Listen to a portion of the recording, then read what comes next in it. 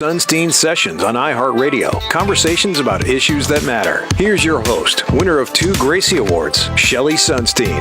It was a couple of weeks ago when I was informed that I was supposed to do a storytellers segment at the Asbury Park Music and Film Festival. I was invited to be on a panel, and I was told that I needed to think of a song or a moment in music that changed my life. And I thought, why not ask the audience if there was a song or a musical event that changed their lives? And we got a lot of really interesting calls. But then I got an email. I'll just read it to you. I was listening today on my way to school, as I always do. I'm in the 8th grade. And you were talking about music that changed your life. I wanted to call in, but I was just pulling up, so I went to the computer lab to email you before class instead. I saw Tom Petty play the Super Bowl halftime show when I was 3, and that changed everything for me. After that, I would listen to all of their music on YouTube, and then YouTube would recommend similar artists, and that's why I love classic music and why I learned how to play music. Because I loved music, a friend bought me a guitar when I was 9, so I went online and taught myself how to play, and then I played in front of people for the first time before I was 10. I've been playing ever since. Well, Tom Petty saw some of my videos and sent me front row tickets to a show before he passed away, and I was able to go back and hang out with the band before the show. They printed up shirts to thank me for work I've done, which is crazy, all in caps. I also do a lot of charity work for Mike Campbell from the Heartbreakers, and I've been able to raise over $50,000 for charity by playing so far. I was able to play with John Hyatt. Then a couple of weeks ago, Steve Winwood was cool enough to ask me backstage to talk about music, and I was hired to play in England for a Springsteen festival last year. Anyway, it goes on, and it was signed Jake Thistle, who is a listener, and he is a student at Eastbrook Middle School in Paramus, and he is with me along with his parents, Jill and Greg. And if you heard our show Friday, you heard Jake play Springsteen. It was just incredible. But he has such an incredible story. I mean, think of this.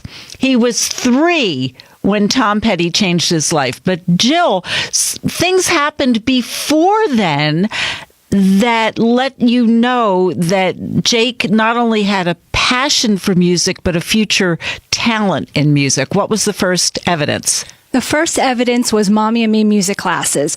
All the other kids were running around, and I thought, oh, he's a little different. He's not running around. He watched the teacher. How old was he? And 1, 2 years old. And he would tap his little foot, and he would just look, and he would kind of hum along. And then we'd go home, and we'd have to play music class. But he would be the teacher, and I would be the student. Huh. And then something happened. Jake, you were telling me, but you have no memory of this when you were 2. No, I don't have any memory. We were talking about, I remember, because my parents, they were Billy Joel fans, so I kind of became a Billy Joel fan through them when I was very young. And so they got me the Last Play at Shea DVD, and I would put it in, I would watch it. And I noticed he ended the show with Piano Man, and he had the harmonica holder, and he played piano.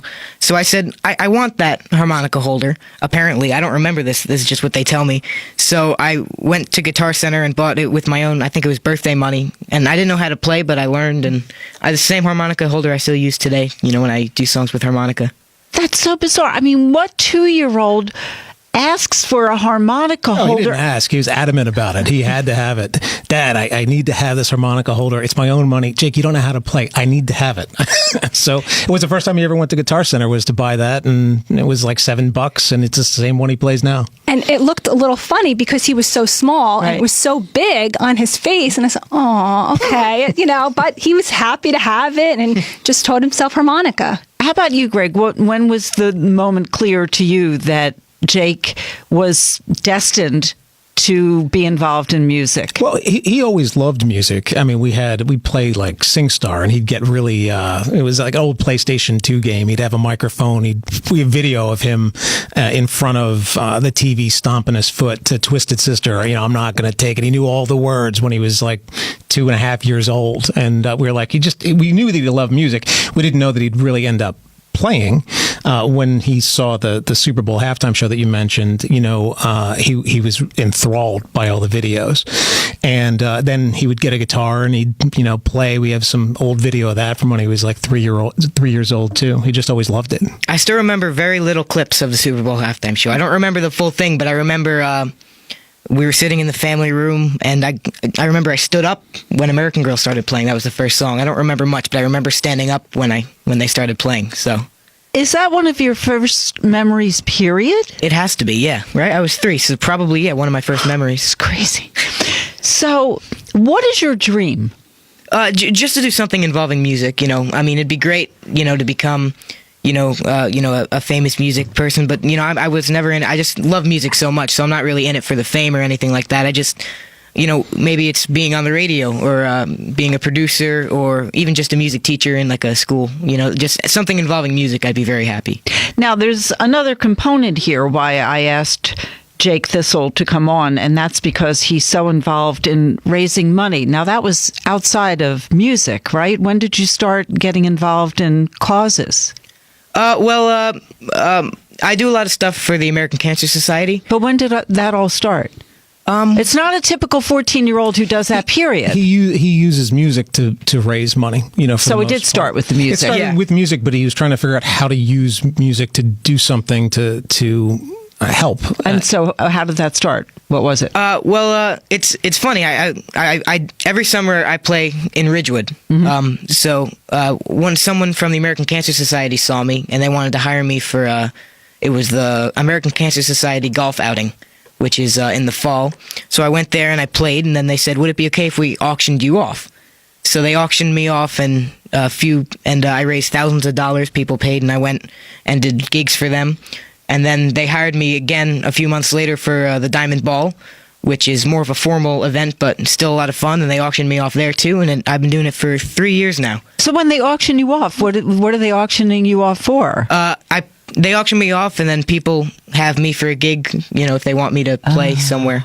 And so where have you played for them? I was hired to play at Radio City Music Hall, was one of them. They rented out, someone rented out the Radio City Music Hall a suite for his clients, and he brought them in. That was super fun. Some of the Rockettes were there, and that was a great experience. I know it may sound like a strange thing to people. I'd like to hope that there is reincarnation. And it just seems to me that, and I was talking to your parents off air about this, that it seems to me that someone's soul is reincarnated in you. It just, Jill, am I crazy? Not at all. Ever since he was little, so many people have come up to us and said, he's an old soul. He's an old soul. There's something. I remember being in a shopping mall and really a brand new mom and a little frenzied. And this older woman came up to me and said, oh, your son's so cute. Oh, thank you. And she said, you have no idea what's ahead for him. And I thought it was such an odd thing to say. And I went, oh, okay, thank you. And we just left. And then I came home and told my husband, I'm like, you know what? This woman stopped me in the parking lot of a mall and said this to me. Why didn't you ask her what she meant by that? I know. Looking back, I think I was just a new mom and I was so frazzled. And it was just kind of like our time out. And I don't know. But I always wonder, what did that mean? But he has always had that. He's always been a little bit mature for his age, a little different. And I started realizing as he got older that he could just hear a song and then he can just play it. I said, how do you know that song? You've never heard that song before. You're 10 years old. And he just had the ability. And, although guitar is his main instrument, he can still go to the keyboards and then he can do it on the keyboards, and he knows every song he plays, he knows the lyrics. He never uses an iPad. He doesn't have the lyrics there. He memorizes everything. Now remember, Jake is 14. I mean, he has the presence of an adult. I mean, here he was on the air. We've had adults, we've had comedians, famous comedians come in who are nervous to be on the air, and Jake, it was like second nature. It's bizarre. Thank you. Yeah. No, that was bizarre in a good way. I appreciate it. You were going to say something. No, I was just going to say, he plays, some of these gigs that he has, he gets hired for different corporate events or whatever it happens to be. And, some of them go 5-6 hours and he'll just play nonstop and not repeat a song. I said, regardless of whether he can play or not play or sing or not sing, just being able to keep all that in your head is impressive to me. A lot of people give us credit, but he makes life really easy on us. He's a good student and he does what he needs to do. And he manages all of this stuff pretty much on his own. We help where we can, but it's really all him.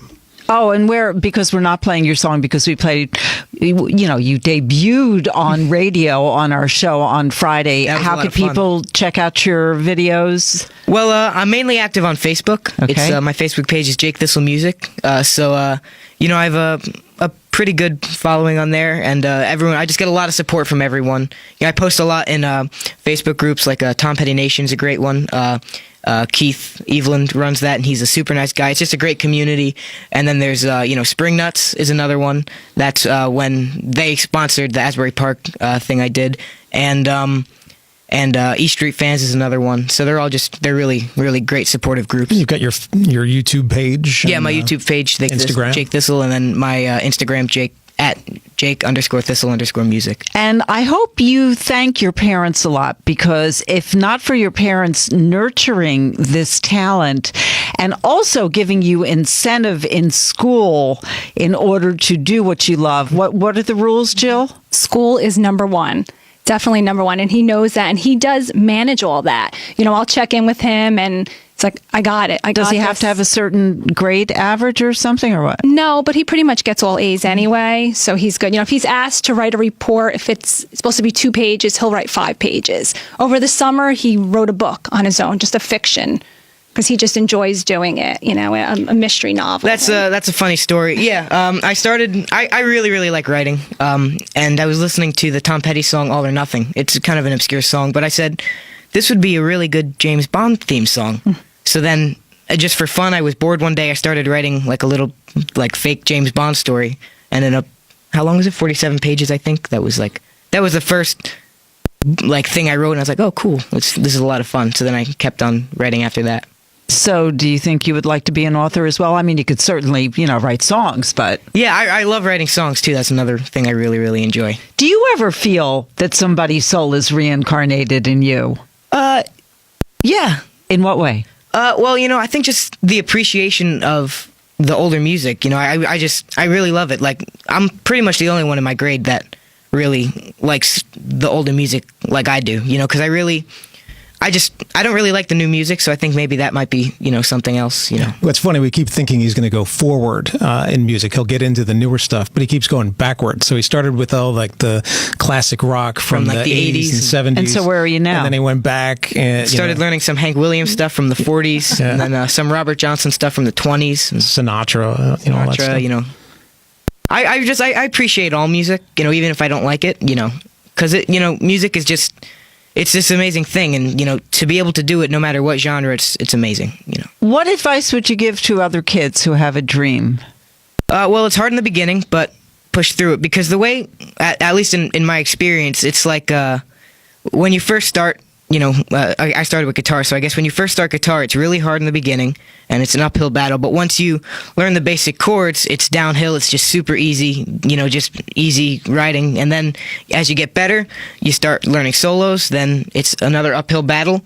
But once you learn your solos and, scales and stuff, and then it's just, you can ride downhill, and it's easy. And so there's a lot of curves, and you just push through it, and you'll be amazing. I'm always learning other stuff. Well, let me tell you something. Through life, you're always learning. At least I think you should always be learning. That's Definitely. A lesson for all of us. So thank you so much, Jake Thistle and Jill and Greg. And I hope when you're rich and famous one day, you'll still remember me and Jim Kerr. Of course.